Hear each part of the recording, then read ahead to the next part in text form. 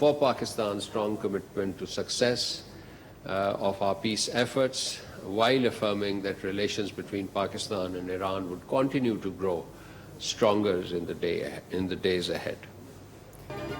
पाकिस्तान की अमेरिका और ईरान के तनाज़े को बातचीत के जरिए हल कराने की कोशिशें जारी। पाकिस्तान ने फरीकैन से कम्युनिकेशन के चैनल खुले रखे हैं। ईरानी हुकाम की जानिब से फील्ड मार्शल आसिम मुनीर के दौरा तेहरान के दौरान तामीरी बातचीत पर शुक्रिया अदा किया गया।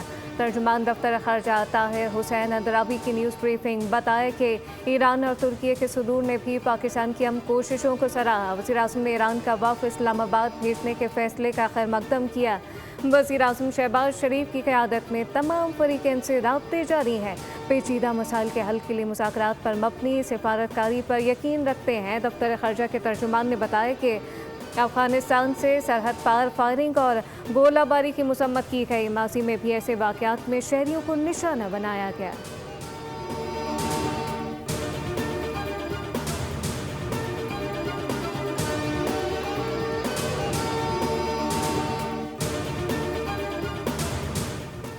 ईरानी सुप्रीम लीडर मुश्तबा खमनाई ने कहा कि ख़त्ते में शर्मनाक नाकामी के बाद अमरीका नया महाज खोल रहा है। खलीज फारिस और आमनाए हरमस में नई सूरत हाल जन्म ले रही है और मुस्तकबिल अमरीका के बग़ैर होगा। ईरानी सुप्रीम लीडर ने कहा कि ईरानी अफवाज ने हालिया कशीदगी के दौरान इस्तकामत और जुर्रत दिखाई।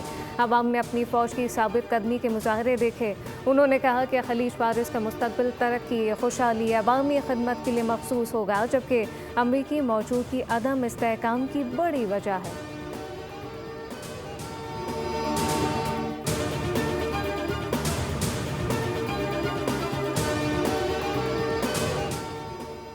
अमरीका ईरान के खिलाफ पहली बार हाइपरसोनिक मिसाइल तैनात करने पर गौर कर रहा है। इक़दाम का मकसद ईरान के अंदर गहराई में मौजूद मिसाइल लॉन्चर को निशाना बनाना है। अमरीकी फ़ौज आज सदर ट्रंप को ईरान के खिलाफ नए ऑप्शन पर ब्रीफिंग देगी। सेंटकॉम के मंसूबे सदर ट्रंप के सामने पेश किए जाएंगे। अमरीकी मीडिया के मुताबिक हसास जौहरी मवाद को महफूज बनाने के लिए स्पेशल फोर्सेस ऑपरेशन पर गौर जारी है, जबकि ईरान की मुमकिना जवाबी कार्रवाइयों का खदशा भी ज़ेर गौर आएगा। अमरीकी सेंट्रल कमांड ने ईरान पर मुख्तसर और ताकतवर फ़िज़ाई हमलों का एक मंसूबा तैयार किया, जिसका मकसद मुज़ाकरात में तातुल तोड़ना बताया जा रहा है। उन मुमकिना हमलों में बुनियादी ढांचे को निशाना बनाने का इम्कान भी ज़ाहिर किया गया।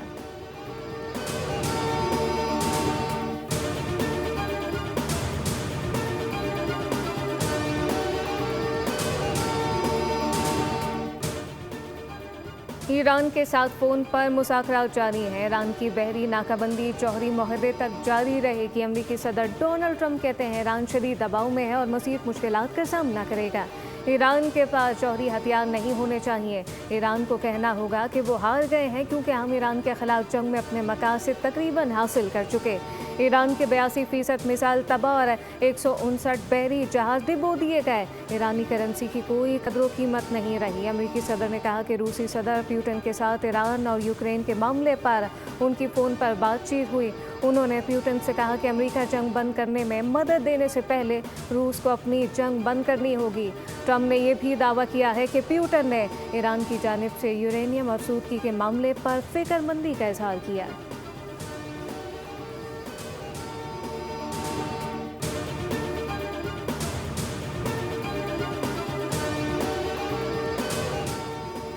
ईरान के सदर मसूद पेशेकियान ने कहा कि ईरान दुश्मन ममालिक को आबी रास्ते में दाखिल नहीं होने देगा। अपना हरमस ईरानी कौम की मुज़ाहमत की अलामत है। आबी गुज़रगाह में किसी भी किस्म की बदअमनी की जिम्मेदारी अमरीका और सेहूनी हुकूमत पर आयद होती है। ईरान इस स्ट्रेटेजिक समंदरी रास्ते की हिफाजत को अपनी कौमी सलामती का अहम जुज़ समझता है। उनका कहना है कि तेहरान बारहा इस मौक़िफ़ का अयादा कर चुका कि वो ख़त्ते में बैरूनी मुदाखलत को मुस्तरद करेगा। ईरानी बंदरगाहों पर अमरीकी बहरी नाकाबंदी या फिर किसी भी किस्म की पाबंदी आयद करने की कोशिश बैनुल-अक़वामी कानून के मुनाफी है और ये नाकाम होगी।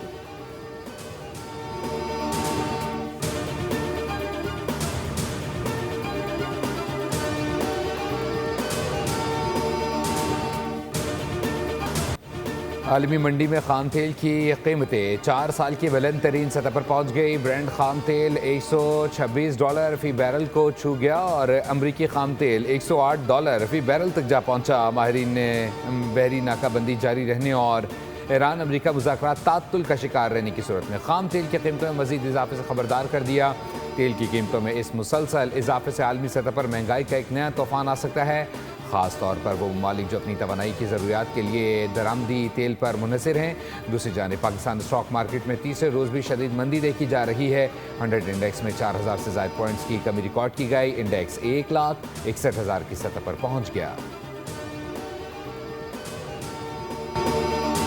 اسرائیلی بحریہ نے غزہ کے لیے امداد لے جانے والے سمود فلوٹیلا کو روک لیا۔ امدادی تنظیم کے مطابق اسرائیلی اسپیڈ بوٹس نے بحیرہ روم میں فلوٹیلا کی متعدد کشتیوں کو گھیرے میں لے کر امدادی کارکنوں کو حراست میں لیا۔ تنظیم نے بتایا کہ ان کارکنان سے رابطہ منقطع ہو گیا ہے۔ منتظمین کے مطابق اسرائیلی فوج نے ڈرونز، کمیونیکیشن جیمنگ ٹیکنالوجی اور مسلح اہلکاروں کے ذریعے فلوٹیلا کو روکنے کی کارروائی کی۔ پاک بحریہ کی پہلی جدید ترین ہنگور کلاس آبدوز کی چین میں کمیشننگ مکمل۔ تقریب کے مہمان خصوصی صدر مملکت آصف علی زرداری تھے، جن کے ہمراہ نیول چیف ایڈمرل نوید اشرف بھی موجود تھے۔ اسٹیلتھ ڈیزائن اور جدید ترین ٹیکنالوجی سے لیس یہ آبدوز بحر عرب میں پاکستان کی دفاعی صلاحیتوں کو نئی بلندیوں پر لے جائے گی۔ وزیر اعظم اور فیلڈ مارشل نے اس تاریخی سنگ میل پر قوم اور پاک بحریہ کو مبارکباد پیش کی۔ ساتھ ساتھ چاروں صوبوں کے عوام کے لیے جو ہدف مقرر کیا ہے وہ 50,000 گھروں کے لیے ہے۔ 321 ارب روپے کی فنانسنگ مختص کی گئی ہے۔ ہمارا ہدف 5 لاکھ گھروں کا ہے۔ چھت کی فراہمی مقدس فریضہ ہے اور عام آدمی کو گھر دینا حکومت کی اولین ترجیح ہے۔ اسلام آباد میں وزیر اعظم شہباز شریف نے اپنا گھر اسکیم کے اجرا کی تقریب سے خطاب کرتے ہوئے کامیاب امیدواروں کو مبارکباد دی۔ کہا کہ پہلے سال 50 گھروں کے لیے 321 ارب روپے کی فائنانسنگ مختص کی گئی ہے، جبکہ آئندہ 4 برسوں میں 5 لاکھ گھروں کا ہدف ہے۔ اسکیم کا اطلاق وفاقی دارالحکومت سمیت چاروں صوبوں گلگت بلتستان اور آزاد کشمیر پر بھی ہوگا۔ وزیر اعظم نے مزید کہا کہ تعمیراتی شعبے سے معیشت کا پہیہ چلتا ہے اور اس اسکیم کو کامیاب بنانے کے لیے بے حد محنت کی گئی ہے۔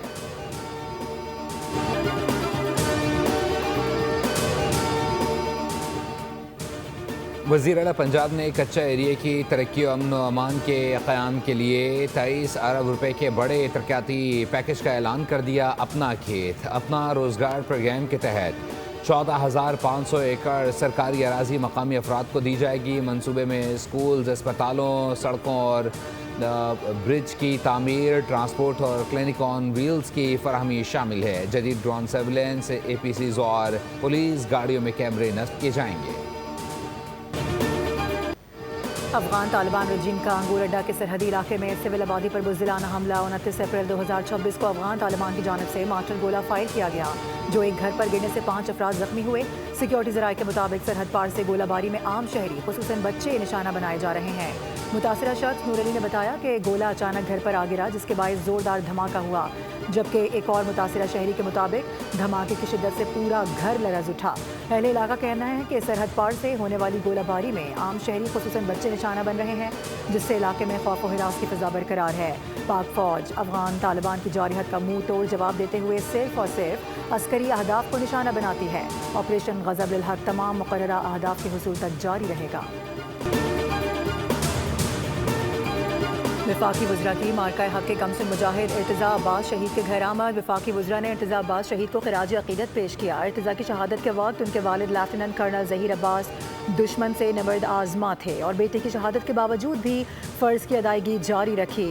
وفاقی وزراء نے لیفٹیننٹ کرنل ظہیر عباس کے عزم اور حوصلے کو سلام پیش کیا۔ عطا اللہ تارڑ نے کہا کہ کمسن مجاہد ارتضیٰ عباس کی شہادت نے قوم کا سر فخر سے بلند کر دیا۔ پہلگام فالز فلیگ کے بعد بھارت کا گمراہ کن بیانیہ مستند حقائق کے سامنے غلط ثابت ہو گیا۔ پاکستان مخالف بیانیہ فوری طور پر غیر مؤثر ہوا اور منظم سازش کے تحت الزام تراشی کا سلسلہ شروع کیا گیا۔ مبینہ ہلاک شدگان کی تصاویر AI سے تیار کی گئیں، جبکہ ناقص سیکیورٹی نظام پر سنجیدہ سوالات بھی اٹھتے رہے۔ بھارتی حکومت تاحال ان سوالات کا کوئی مؤثر جواب دینے سے قاصر ہے۔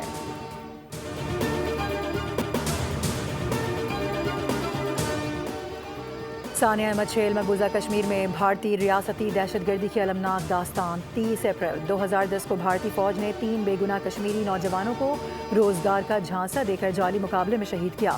قابض فوج نام نہاد کامیاب انکاؤنٹر کا دعویٰ کرتی رہی، لیکن وادی میں وسیع پیمانے پر احتجاج نے بھارتی حکام کو تحقیقات پر مجبور کر دیا۔ آج بھی مقبوضہ کشمیر میں فیک انکاؤنٹرز اور جبری گمشدگیاں معمول ہیں۔ ملک بھر میں نارمل پاسپورٹ کے اجرا کا دورانیہ کم کر دیا گیا۔ اب نارمل پاسپورٹ 21 دن کے بجائے 14 دنوں میں جاری ہوگا۔ وفاقی وزیر داخلہ محسن نقوی اور وزیر مملکت طلال چودھری کی زیر صدارت اجلاس میں فیصلہ کیا گیا۔ اجلاس میں پاسپورٹ گھروں تک ڈلیوری کے نظام کو مزید مؤثر بنانے اور بزنس پاسپورٹ کے اجرا کو جلد حتمی شکل دینے کی ہدایت بھی دی گئی۔ وزیر داخلہ نے کہا کہ پاسپورٹ دفاتر میں 15 روز کے اندر مکمل کیش لیس نظام نافذ ہو جائے گا، جس کے بعد ایجنٹ مافیا کا خاتمہ اور عوام کو سہولت ملے گی۔ وزیر اعلیٰ سندھ سید مراد علی شاہ کا میئر کراچی کے ہمراہ یونیورسٹی روڈ کا دورہ، بیاٹی منصوبے اور دیگر جاری ترقیاتی کاموں کا تفصیلی جائزہ لیا گیا۔ FWO حکام نے منصوبے کی رفتار، معیار اور پہ نیٹو لینگویج میں لکھا ہوا آ جائے گا کہ دوا اصلی ہے جعلی ہے، دوا کی ڈیٹ آف ایکسپائری کیا اور اس کی قیمت کیا ہے۔ اسی وقت دنیا میں نہیں ہے یہ والا نظام، بہت کم ہے جہاں جہاں بھی ہے، اور اس لیول پہ نہیں ہے جس لیول پہ ہم جا رہے ہیں انشاءاللہ تعالیٰ پاکستان کو لوگ فالو کریں گے۔ وفاقی وزیر صحت سید مصطفیٰ کمال نے کہا ہے کہ پاکستان کے صحت کے نظام کو جدید خطوط پر استوار کیا جا رہا ہے۔ پاکستان سے ادویات دنیا کے مختلف ممالک میں برآمد ہوتی ہیں اور اب ملک میں WHO پری کوالیفائڈ لیب فعال کی جا چکی ہے۔ اس لیب کے قیام سے پاکستانی ادویات کی ایکسپورٹ کو مزید فروغ ملے گا۔ وزیر صحت نے مزید کہا کہ حکومت کا کام کاروبار کرنا نہیں بلکہ سہولت فراہم کرنا ہوتا ہے اور WHO کے تعاون سے صحت کے شعبے میں بہتری لائی جا رہی ہے۔ مصطفیٰ کمال نے کہا کہ WHO اور میچورٹی لیول 3 کا حصول ہمارا ہدف ہے، جس سے پاکستانی ادویات 150 ممالک میں برآمد کی جا سکیں گی۔ سندھ حکومت کی جانب سے ہندو طلبہ کے لیے مذہبی کتب شائع کرنے کا فیصلہ۔ سرکاری سکولز میں 3 اور 5 جماعت کے لیے ہندو طلبہ کے لیے کتابیں متعارف کروائی جائیں گی۔ نوٹیفیکیشن کے مطابق آئندہ سال کتابوں کی اشاعت کے لیے ٹیکسٹ بک بورڈ کو بجٹ مختص کرنے کی ہدایت کی گئی ہے۔ اضلاع اور کلاسز کے حساب سے ہندو طلبہ کا ڈیٹا بھی فراہم کیا جائے گا۔ ملک کے بیشتر علاقوں میں موسم گرم اور خشک، جنوبی علاقوں میں شدید گرمی کا امکان ہے۔ شہر قائد میں سمندری ہوائیں معطل ہیں۔ گرمی کی شدت اتوار تک جاری رہے گی۔ درجہ حرارت 38 ڈگری سینٹی گریڈ تک ریکارڈ ہونے کا امکان۔ محکمہ موسمیات کے مطابق 24 گھنٹوں کے دوران سب سے زیادہ درجہ حرارت تربت اور نوابشاہ میں 46 ڈگری سینٹی گریڈ ریکارڈ کیا گیا۔ اسلام آباد میں ٹیکنالوجی اور اسٹارٹ اپس میلہ پاک لانچ کے زیر اہتمام کانفرنس 2026 کا دوسرا روز۔ کانفرنس میں ملکی اور غیر ملکی کمپنیز کے نمائندے شریک۔ پاکستان میں اسٹارٹ اپ ایکو سسٹم کو عالمی سطح پر متعارف کرانا کانفرنس کا مقصد ہے۔ کانفرنس میں ٹیکنالوجی، ڈیجیٹل انوویشن اور سرمایہ کاری کے مواقع پر تفصیلی گفتگو کی گئی۔ شرکاء نے پاکستان میں ڈیجیٹل بینکنگ اور فائنینشیل ٹیک کے بڑھتے ہوئے امکانات پر روشنی ڈالی۔ پاکستان کے اسٹارٹ اپ ایکو سسٹم کی صلاحیتوں کو اجاگر کرتے ہوئے عالمی مارکیٹ میں اس کے کردار کو اہم قرار دیا جا رہا ہے۔ سبسکرائب کریں اور بیل دبائیں تاکہ کوئی خبر رہ نہ جائے۔